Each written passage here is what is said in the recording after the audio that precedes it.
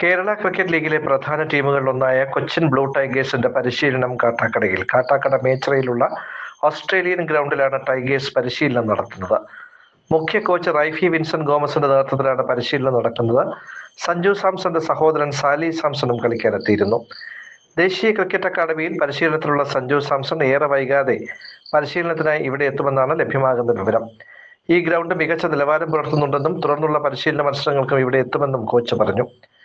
ഗ്രാമീണ മേഖലയിൽ പരിശീലനം നടത്തുന്നതിലൂടെ പ്രദേശത്തെ കുട്ടികൾക്ക് പ്രൊഫഷണൽ ക്രിക്കറ്റ് എന്താണെന്ന് മനസ്സിലാക്കാൻ സാധിക്കുമെന്നും ഇദ്ദേഹം വ്യക്തമാക്കി.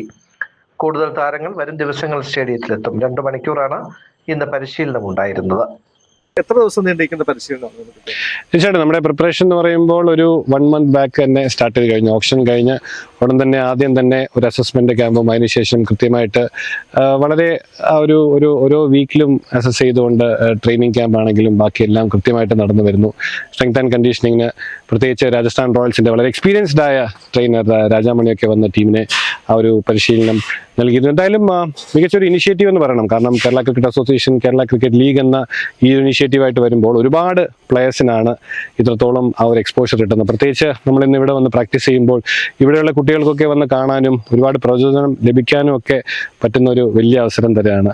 എന്തായാലും ഇത് വലിയ ഒരു പ്ലെയേഴ്സിനൊക്കെ തീർച്ചയായിട്ടും ഒരുപാട് ഇതുപോലെ മോട്ടിവേഷനും ഇൻസ്പിറേഷനും കൊണ്ട് കളി തുടങ്ങാനും ഒരുപാട് കാര്യങ്ങൾ ഓപ്പൺ ആവാനും വലിയ രീതിയിൽ സാധിക്കുന്ന ഒരു ടൂർണമെന്റ് തന്നെയാണ്.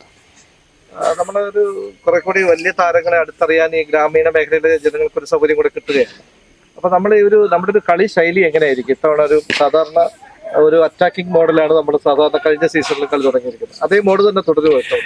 തീർച്ചയായിട്ടും T20 എന്ന് പറയുമ്പോൾ നമ്മുടെയൊക്കെ മനസ്സിൽ എപ്പോഴും ഓടി വരുന്നത് ആ ഒരു എക്സ്പ്ലോസീവ് ആയിട്ടുള്ള ഒരു നേച്ചറാണ്. പക്ഷേ മിക്കപ്പോഴും മിക്ക ടീമുകളും മറന്നു പോകുന്നത് ഒരു പിച്ചിന്റെ ഒരു നേച്ചർ തന്നെയാണ്. അപ്പോൾ തീർച്ചയായിട്ടും ആ ഒരു പിച്ചിന്റെ നേച്ചർ മനസ്സിലാക്കി വേണം നമ്മൾ ടാർഗറ്റ് സെറ്റ് ചെയ്യാൻ.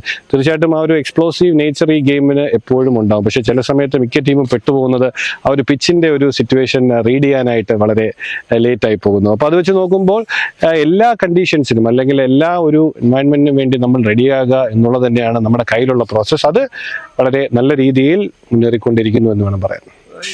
റൺസ് ഒഴുകുന്ന പിച്ചാണെന്നാണ് ക്യൂറേറ്റർ പറഞ്ഞത്. അപ്പോൾ അതനുസരിച്ച് പ്ലാനിങ്ങിൽ മാറ്റം വരുത്തിയിട്ടുണ്ട്.